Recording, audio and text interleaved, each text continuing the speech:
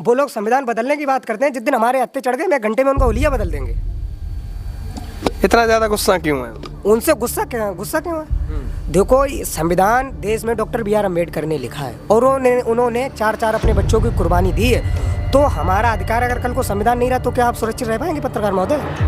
आप सुरक्षित रह पाएंगे? प्रोफेसर लक्ष्मण यादव जो 14 साल से ड्यू यूनिवर्सिटी दिल्ली में ठेके पर प्रोफेसर थे, उन्होंने 14 साल में एक भी गैर संवैधानिक बात नहीं की, उन्हें प्रोफेसर की नौकरी से हटा दिया गया है। तो आप बताओ क्या न्याय मिल रहा है? देश में सरकार पहलवानों पर लाठियाँ चलाती है, देश में सरकार जवानों पर लाठियाँ चलाती है। आर्मी की नौकरी 4 साल की कर दी, बेटा नौकरी पर रहेगा, पिता नौकरी पर रहेगा, बेटा पेंशन पाएगा। बताओ आप, पेंशन बंद करी, तमाम चीज़ें हैं जो सरकार ने फेरबदल किया और बार बार भारतीय जनता पार्टी की सरकार संविधान पर हस्तक्षेप कर रही है। और मैं कह रहा हूँ, वो आपके चैनल के माध्यम से वो संविधान बदलने की बात करते हैं। जिस दिन भीम आर्मी आज़ाद समाज पार्टी के लोग अपने यहाँ पर आ गए, वो संविधान बदलने की जो दूर गिरोह, उनका 1 घंटे के अंदर हुलिया बदल देंगे, 1 घंटे में। इस पर जवाब कौन देगा? एक उन्हें कानून ये भी बना देना चाहिए कि देश का कोई ऐसा एक तड़ीपार व्यक्ति देश का गृह मंत्री ना बन पाए, ये भी कानून बना देना चाहिए उनको। नमस्कार दोस्तों, स्वागत है आप सभी का एक बार फिर से INDC नेटवर्क के न्यूज़ चैनल पर। अभी हम फर्रुखाबाद के नवाबगंज क्षेत्र में हैं, गांव में मौजूद हैं और आज आपको एक ऐसे लड़के से मिलवाने जा रहा हूं जो आज़ाद समाज पार्टी के राष्ट्रीय अध्यक्ष चंद्रशेखर आज़ाद, जो अपने दम पर किस तरह से बहुजन समाज को एकत्रित किया है और उसी की तरह अपनी ही तरह एक लड़के को अपनी आज़ाद समाज पार्टी में या ये जोड़े हैं या उन्होंने जोड़ा है या जिला अध्यक्ष ने जोड़ा है। ये भी होनहार हैं और इनकी बातें आपको बहुत ज़्यादा प्रेरित करेंगी और बहुत ज़्यादा अच्छी लगेंगी। अभी इनसे बात करते हैं कि जो वर्तमान सरकार है वो किस तरह से लोगों के खिलाफ चल रही है या नहीं चल रही है, या बहुजन समाज के ऊपर कितना ज़्यादा अत्याचार हो रहा है या नहीं हो रहा है। कुछ बात होगी वो सब बात करते हैं। इनका नाम मैं बता देना चाहता हूँ। इनका नाम है अतुल कठेरिया। और आपका पद क्या है? मैं आज़ाद समाज पार्टी से जिला सचिव हूँ। अच्छा, फर्रुखाबाद से। इतनी छोटी सी उम्र में जिला सचिव कैसे बन गए? देखो, पहली बात तो किसी पार्टी या संगठन में 18 साल से पहले पद नहीं दिया जाता है जी। मैं 18 साल से, जब मेरी एज कम थी, तब हमने बगैर पद के कार्य किया, समाज को एकत्रित किया संगठन में। और एकत्रित करने के बाद समाज को एकत्रित किया। जब मेरी आधार कार्ड डॉक्यूमेंट्स में 18 साल उम्र हुई, पहले मैं जिला कार्यकारिणी का सदस्य रहा, फिर जिला सचिव, आज जिला सचिव के पद पर कार्य कर रहा हूँ। और समाज के लोगों को पसंद है, समाज के अधिकारों के लिए लड़ना तो लड़ रहा हूँ। चंद्रशेखर आज़ाद से कितनी बार मिल चुके हैं, कितनी बार बातचीत हो चुकी है? मैं चंद्रशेखर आज़ाद से 5 से 6 बार मिल चुका हूँ अभी तक, और 2-3 बार मेरी बात ही हो चुकी है। और परसों ही जो कन्नौज में बड़े भाई का आगमन हुआ, मेरी चर्चा हुई उनसे बैठकर, मैं उनके पास बैठा लगभग आधे घंटे तक, और बहुत सारी बातों पर चर्चा हुई और मुलाकात होती रहती है। कहीं आंदोलन में, कहीं पार्टी संगठन के अधिवेशन में, तो मिलना जुलना बना रहता है। अच्छा। जैसे कि चंद्रशेखर आज़ाद को अपनी एक तरह से पर्सनैलिटी के लिए जाना जाता है और समाज को किस तरह से जागरूक कर रहे हैं और किस तरह से लोगों को जोड़ रहे हैं। एक तरफ बहन कुमारी मायावती हैं जिनका आज जन्मदिन भी है, और पहले दलितों के लिए वो काम करती थी, लेकिन अब कहीं ना कहीं दलित समाज भी बहुजन समाज पार्टी को छोड़कर आज़ाद समाज पार्टी की तरफ बढ़ रहा है। इसके लिए ऐसा क्यों है? देखो, सबसे पहले आदरणीय बहन कुमारी मायावती जी को जन्मदिन की बहुत बहुत बधाई, मंगल कामनाएं जी। और समाज यानी चंद्रशेखर आज़ाद ने भीम आर्मी भारत एकता मिशन की शुरुआत सहारनपुर के छुटमलपुर से की थी, और भीम आर्मी आज़ाद समाज पार्टी के कार्यकर्ताओं पर तमाम मुकदमे लगे, लाठी, जेल जाना। तो बड़े भाई ने सोचा, जब किसी पार्टी का नेता उनके पीछे नहीं खड़ा हुआ, तो उन्होंने आज़ाद समाज पार्टी बनाई, और आज़ाद समाज पार्टी बनाकर आज पूरे देश के अंदर बहुजन समाज के लोगों को और बहुजन समाज के अधिकारों के लिए लड़ रही है। पार्टी और संगठन के लोग लड़ रहे हैं, बराबर कार्यकर्ता पदाधिकारी जेल जा रहे थे, कोई उनके साथ नहीं खड़ा था। तो ये उद्देश्य रहा पार्टी बनाने का। और वैसे मेरे वैचारिक मतभेद किसी से नहीं है, राजनीतिक मतभेद हो सकते हैं, वो हमारी बड़ी हैं, उनका सम्मान है। बहुजन समाज एक तरह से पहले से भी दबाया गया है, और आज भी जो सरकार है या कोई भी अन्य सरकार आती है तो सिर्फ बहुजन समाज के लोग ही मुझसे ये बात कहते हैं कि सरकार केवल बातें करती है कि कहीं भी अत्याचार नहीं हो रहा है और कहीं कुछ नहीं है, सब कुछ सकुशल चल रहा है और सब कुछ अच्छा है, सबको न्याय मिल रहा है बराबर। ऐसा है या नहीं है?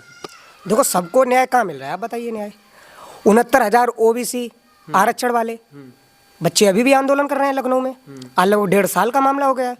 आपको पता है दिल्ली में जंतर मंतर में आज 5 महीने से बराबर प्रोटेस्ट कर रही हैं, बराबर आंदोलन कर रही हैं बहन प्रोफेसर रितु सिंह जी। उनके साथ यूनिवर्सिटी में जातिवाद शोषण हुआ। प्रोफेसर लक्ष्मण यादव जो 14 साल से ड्यू यूनिवर्सिटी दिल्ली में ठेके पर प्रोफेसर थे, उन्होंने 14 साल में एक भी गैर संवैधानिक बात नहीं की, उन्हें प्रोफेसर की नौकरी से हटा दिया गया है। तो आप बताओ क्या न्याय मिल रहा है? देश में सरकार पहलवानों पर लाठियाँ चलाती है, देश में सरकार जवानों पर लाठियाँ चलाती है। आर्मी की नौकरी 4 साल की कर दी, बेटा नौकरी पर रहेगा, पिता नौकरी पर रहेगा, बेटा पेंशन पाएगा।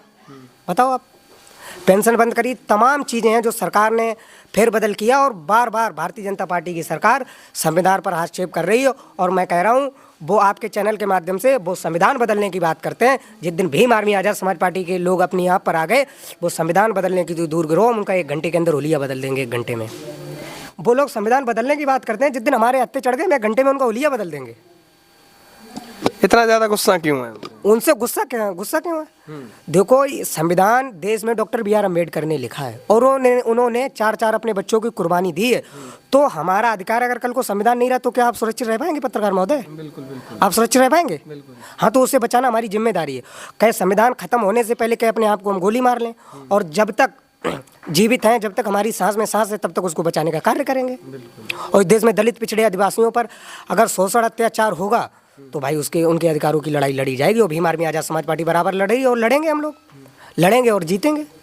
अच्छा, एक बात और, जैसे है अरविंद केजरीवाल दिल्ली के CM हैं, स्कूलों के ऊपर बहुत फोकस कर रहे हैं, शिक्षा के ऊपर, स्वास्थ्य के ऊपर, विकास कार्य के ऊपर, लेकिन वही अरविंद केजरीवाल कई बार ये कह देते हैं कि चौथी पास राजा से मैं सवाल करना चाहूँगा। आपको लगता है कि प्रधानमंत्री मोदी अनपढ़ है?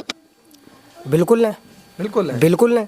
डिग्री क्यों नहीं दिखाई? अच्छा, आप अगर किसी कॉलेज में पढ़े होंगे तो आपके साथ का एक आध पढ़ने वाला है या नहीं है? है या नहीं? आप बताइए। बिल्कुल बिल्कुल है। आप किसी कॉलेज में पढ़े, अगर आपके साथ का पढ़ने वाला मिल सकता है, आप अगर ये पत्रकारिता करते हो, आपको किसी ने इंटरव्यू लेते हुए देखा है तो आपको कोई पहचानता होगा? ना उन्हें किसी ने चाय बेचते हुए देखा, ना उन्हें किसी ने भीख मांगते हुए देखा, ना उनकी डिग्रियां पता चली, ना उनका कोई आज तक पढ़ने वाला रहा। भाई, स्कूल में कोई पढ़ता है तो उसके कुछ तो स्टूडेंट होते हैं जो उसके साथ के पढ़े हुए होते हैं। प्रधानमंत्री जी के साथ के क्यों स्टूडेंट नहीं मिल रहे हैं पढ़े हुए? बताइए, इस बात का जवाब कौन देगा? आदरणीय नरेंद्र मोदी जी इस बात पर सफाई दें, क्यों नहीं देते हैं? खुद आकर जवाब दें। आप बताइए। अब ये ड्राइवरों के लिए एक नया कानून बना दिया है। कोई अपनी जान में ये चाहता है कि हमारे टायर के नीचे से चींटी भी दबकर मर जाए? नहीं चाहता है। ये अकस्मात घटनाएं होती रहती हैं। 7 लाख का जुर्माना और 10 साल की सजा। ये कितने रुपए कमाते हैं ड्राइवर जो ट्रक चलाते हैं? महीने में ज़्यादा से ज़्यादा 12 से 13 हज़ार रुपये ये कमाते हैं। 12 से 13 हज़ार रुपये कमाकर इन्होंने 7 लाख रुपए जब कमाए नहीं तो 7 लाख कहाँ से भरेंगे? 10 साल के लिए ये जेल चले जाएंगे। इनके बच्चों के भविष्य के बारे में आपने सोचा?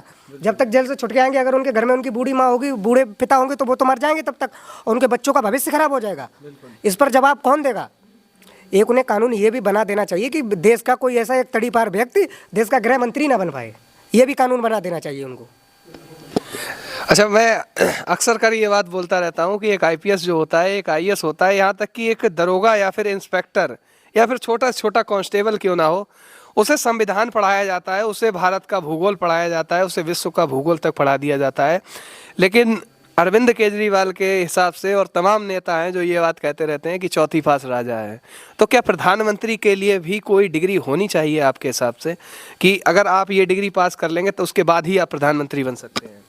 देखो, ये बात बड़े और राष्ट्रीय लेवल और हाई कोर्ट और तमाम ये चीज़ें होती हैं। पहले आपको पता है एक IPS बनने के लिए, एक जिला चलाने के लिए कितनी डिग्रियां पास करनी पड़ती हैं? एक IPS, एक DM या SP बनने के लिए कितनी डिग्रियां पास करनी पड़ती हैं? आप बताइए।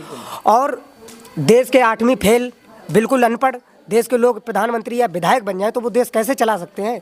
एक जिला चलाने के लिए जब इतनी डिग्रियां पास करनी पड़ती हैं तो समाज के लोगों को और सर्व समाज के लोगों को, पूरे देश के लोगों को एक पढ़ा लिखा नेता चुनना चाहिए जो वो समाज के हित में कार्य कर सके। INDC नेटवर्क, बदलते भारत के साथ।